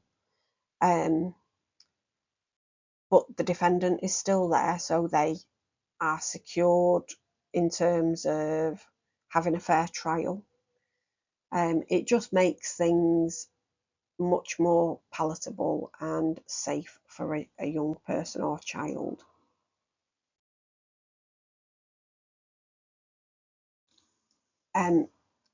If we look at special measures, there are other things that can be done. So special measures are available to various people who are vulnerable in a range of different ways. So that could mean not just children, but witnesses who might be subject to witness intimidation because they're giving evidence in an organised crime group trial, for example. Or it might be a victim of domestic violence or sexual assault or something along those lines. So there are lots of different people who these special measures can be provided for. So it might be something as simple as having a screen between you giving evidence and the defendant sat in the dock. Because if you've got to look at the person who perpetrated the offence in the eye, they can actually have an effect on you and stop you from speaking. especially in domestic violence cases where the person is used to being stopped from speaking by a particular look from their partner, for example. It could be as extreme as being put in the witness protection programme, which is very, very rare, but might happen should there be a valid threat to life. It might be something in the middle. So it might be that you go into a different room in the court building and you give evidence via video link from that place, or even from a different building, so there's no risk of you bumping into the defendant once you've given your evidence. But there are lots of different ways that people can be protected when they're giving evidence. Now, in his cross-examination that was pre-recorded, Boy B gave the following evidence. So he said that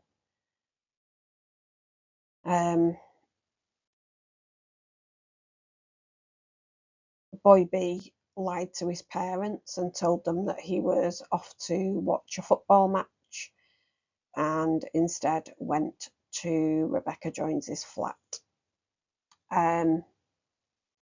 Now, during the trial, he reneged on having been 15 when the initial intercourse took place, but there was still an offence of S activity with a child under 16, because there was this provocative kissing where she was straddling him across his lap. But he goes on to say that he was nervous because he was losing his virginity, and that he warned Rebecca Joynes, don't expect anything big, I'm only 16, you know. And that as he undressed, she replied, oh, you lied to me.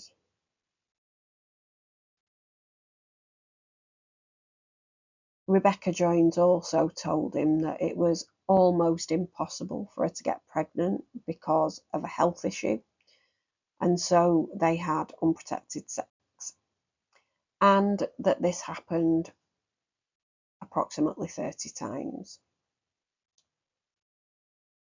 and that she later discovered that she was pregnant, and that when he was faced with the baby girl saying best dad or something similar, his response was, what the F? Which probably wasn't the response that she was hoping for. But such is life. He said that the relationship soured with frequent rows, and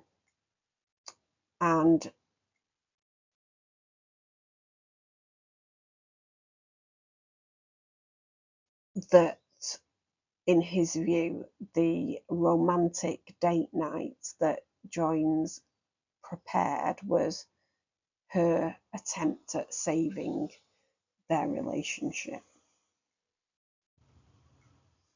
And he described what happened during that night, but we've already gone through that, so I won't go through it again. So this is just some more pictures of Rebecca Joynes. This is her with a dad's arm around her, going into the court building. The picture in the middle is a picture of Manchester Crown Court.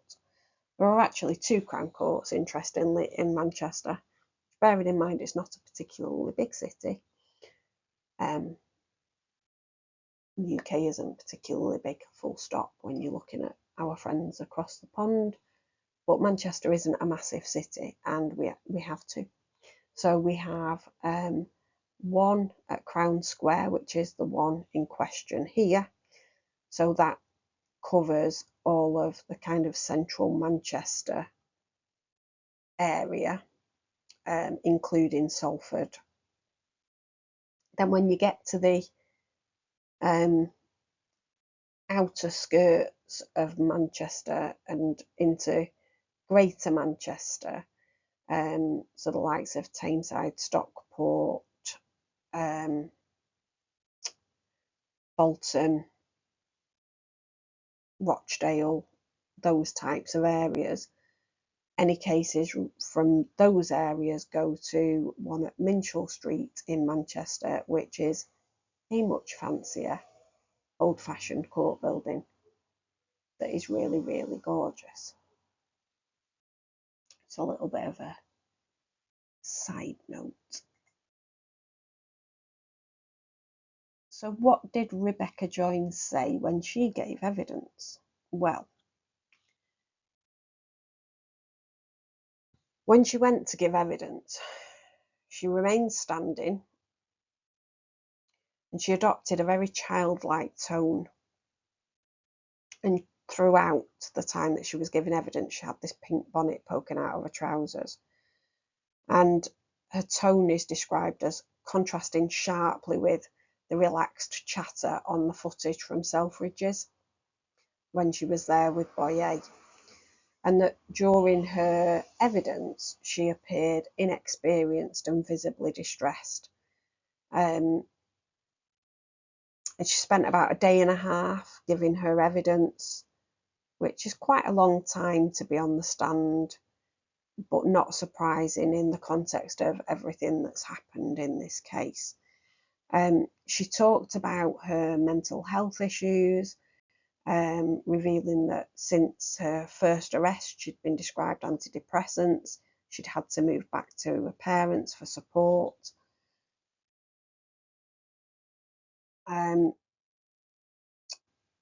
in relation to boy A, this is what she said. So she described feeling isolated when she first connected with boy A, and enjoying the attention that he provided. She felt lonely and she let her guard down and, in her phraseology, caved in to the attention she was getting. And I'm afraid to say, you don't cave in to attention from teenage boys. That's not what happens. You groom them. If you do anything other than immediately shut down any inappropriate comments or behaviour by them.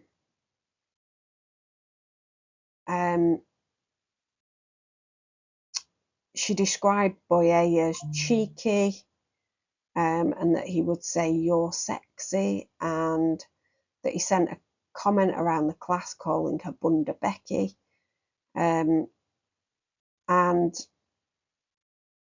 she described that after her arrest she had a breakdown. So not talking a little bit depressed here, she describes a full breakdown and moving back to her parents on the Wirral.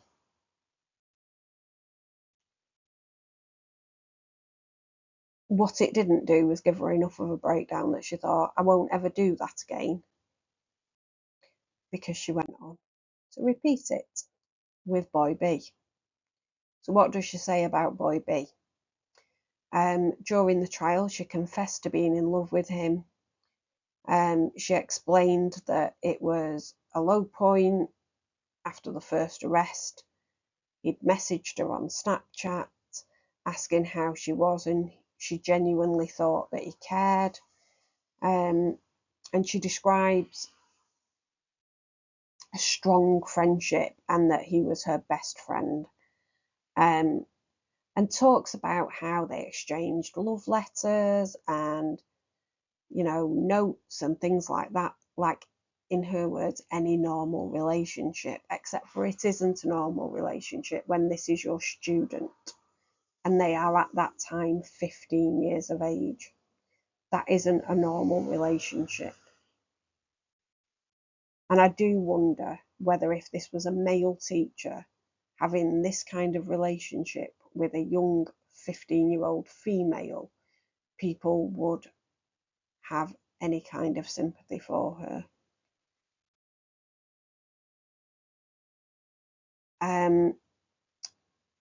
She goes on to say that, you know, they had initially a very mundane kind of communication. It was all kind of above board, and then he sent her a message with things like get your boobs out, and that at the time she responded, not tonight.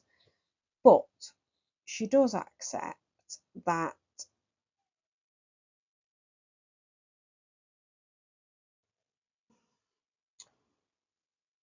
he visited her and that they kissed, but that she suggested waiting until he was 16 before they go any further. Now, of course, we know from looking at what those offences are constituted by that actually just that act of straddling him and kissing him is enough to have committed the offence.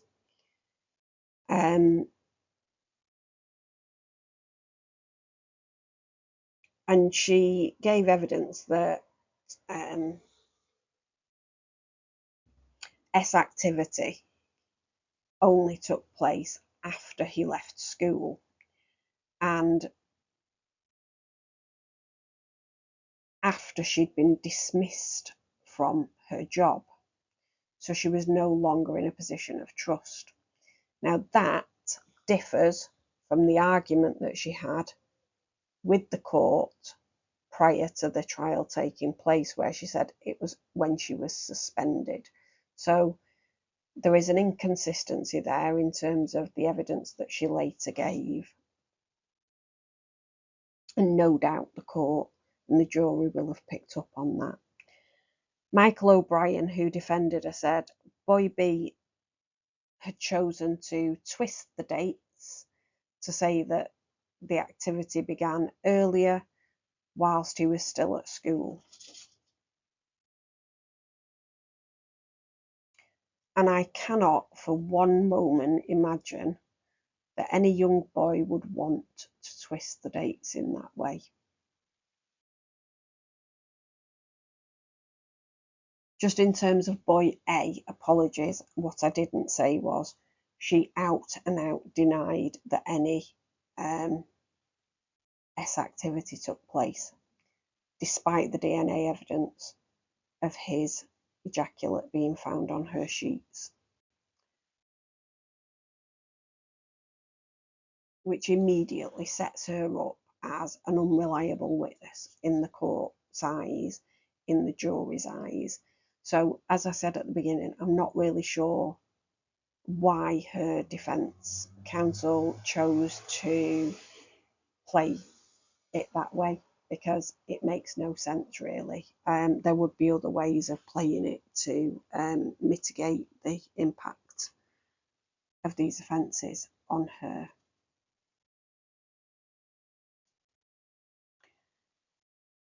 She conceded to meeting both boys outside of school. She acknowledged that it was a complete mistake and that she had basically ruined her chances with her dream job. And in cross-examination, she was asked whether basically she was trying to get sympathy from the jury by wearing the baby's bonnet on view. And she said, definitely not. I sleep with this every night. But you might very well sleep with it every night. I cannot imagine that whilst you were working at your parents' tea shop, you were wearing it stuck out of the top of your trousers, or when you're walking around Tesco, you walk around with it sticking out of the top of your trousers. It was undoubtedly a play for sympathy by the jury. Thankfully, it did not work. They saw through it. They completely saw that she's the predator in this situation. She was also asked, when an adult has an inappropriate relationship with a child of 13, 14, 15, that's the adult's responsibility. Nothing to do with the child being provocative or making the first move or trying to get the adult's number, is it? And she said, no. And she was then asked, did you have a powerful attraction to boys aged 15? And she says, not at all. But of course, actions speak louder than words, and she had inappropriate activity with 2 boys, one of whom she was in a relationship. I was doing air quotes then and you can't see it, a relationship with for 18 months. So clearly she does have an attraction to 15-year-old boys, because why otherwise would twice in a row, once whilst being on bail for offences against the first one, would she get herself into that situation?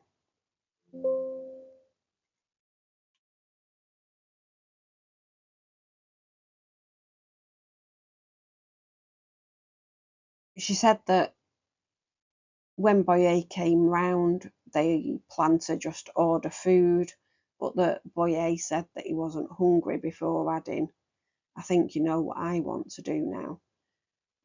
But that she laughed it off awkwardly and then went to sit on the couch. But that she accepted that she liked the attention.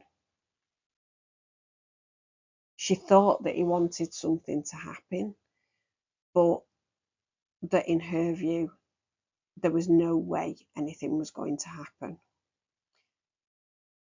And that she explained that she'd been in a 9-year relationship and had really struggled with the breakup, and that she's not that kind of person. One has to question what kind of person she thinks she was not, because it's clear that that contact did take place. And so whatever kind of person she's trying to portray herself as not being, she certainly is.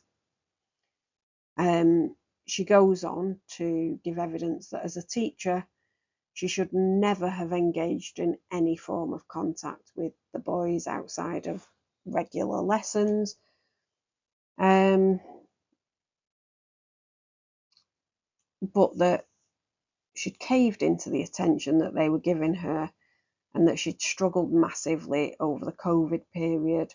She was lonely and she liked the attention at the time. Now, again, I don't think that you can say you, as the adult in the situation, caving to the attention of teenage boys. What you do is you don't appropriately cut off that attention, as you should.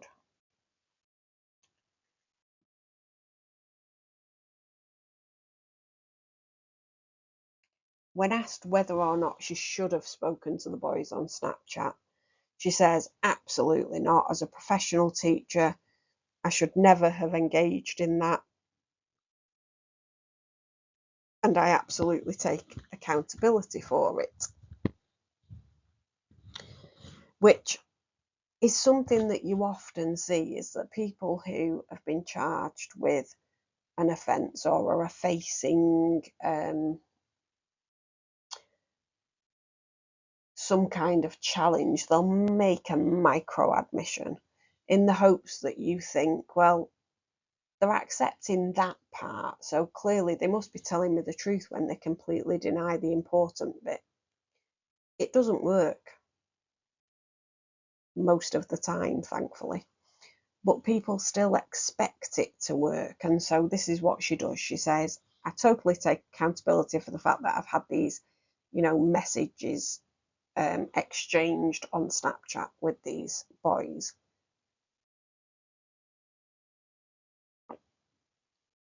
When asked whether there was anything she would change about the way she behaved with Boy A, her answer was everything. As a teacher, I should never have engaged in any form of contact with a student. That's absolutely correct. she shouldn't, and now she's facing the consequences of having done so. She gave evidence about the baby and told the court that the baby had been born in January, and she sobbed as she described her baby being taken away 24 hours after her birth, and described that at the moment she's having family time or contact with the baby 3 times a week for 3 hours, supervised at all times. So I can understand why she would be sobbing at that point, because no matter what offences you've engaged in, as a parent, as a mother, whether you're the kind of person who ought to be a mother or not, as a mother, a new mother, to be separated from your child at that point means that you don't get the opportunity to have the same level of bonding that any parent usually would get with a newborn child, where you're in constant contact as the mum and baby.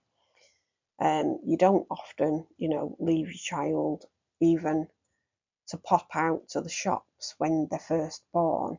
You have a good few days of just solid one-on-one contact. And that's where that unbreakable bond forms. And she didn't get the opportunity for that to happen. I don't think that she should have, don't get me wrong, but I can understand why she would have been so upset when giving that evidence. So I don't dispute that that wasn't necessarily for sympathy, that was probably heartfelt emotion. But then we have to pay the consequences for our actions, and if we act in the way that she did, then unfortunately we end up in a situation where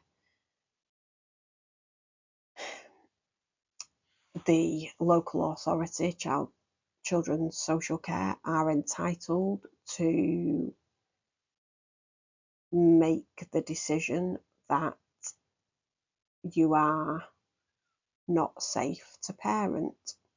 You cannot protect children, because she's already been in a position of trust and been unable to protect those children who were in her care from herself. Not protecting them from other people, she couldn't protect them from herself.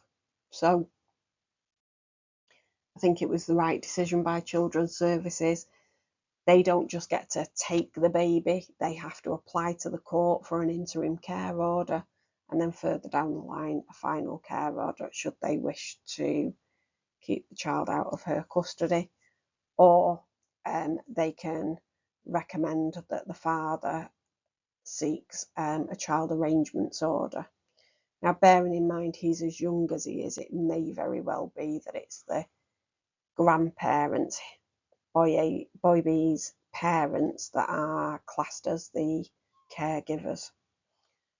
So that can be either by virtue of a special guardianship order, which gives them enough parental responsibility that it pips mum to the post, so to speak, so they get to make the decisions, not her.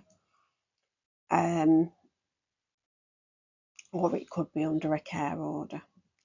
And that decision probably hasn't been taken yet, because most care proceedings take, around 6 months roughly, at a minimum. And because there was criminal proceedings that were running alongside the care proceedings, that can delay things. Now, we already know that Rachel Joynes' parents have been really supportive throughout this trial, but both boys' parents have also been loyal and supportive all the way through the trial, and they attended every day, and they sat, next to each other, taking on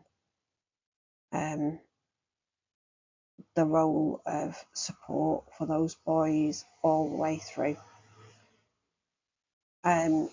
Boy B's parents have been amazing. They're helping him to care for his daughter.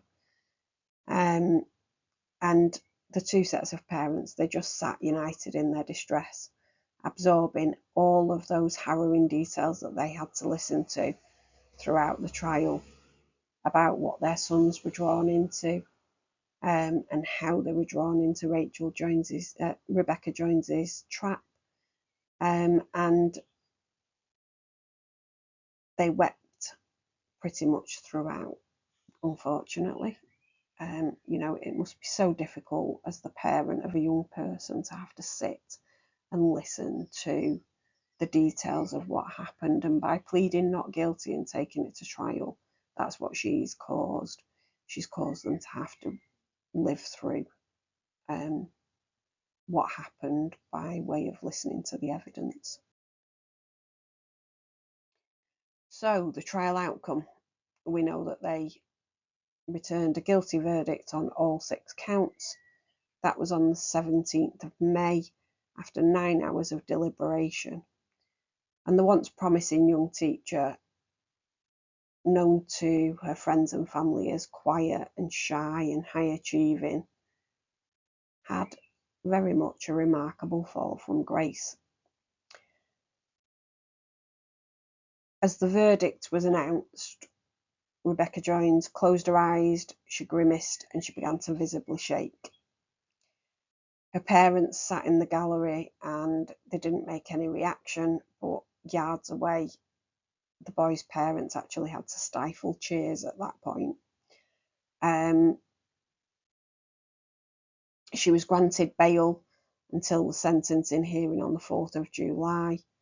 But she's got 2 conditions. The first one is the same as her original bail conditions, not to have any unsupervised contact with any person under 18. And the other is that she doesn't contact any of the prosecution witnesses. Now, once that hearing takes place, I'll update you all. Thank you very much for listening. I know it's been an exceptionally long deep dive, but I really wanted you to kind of get a full understanding of what happened in this case, because I think it's really important that we know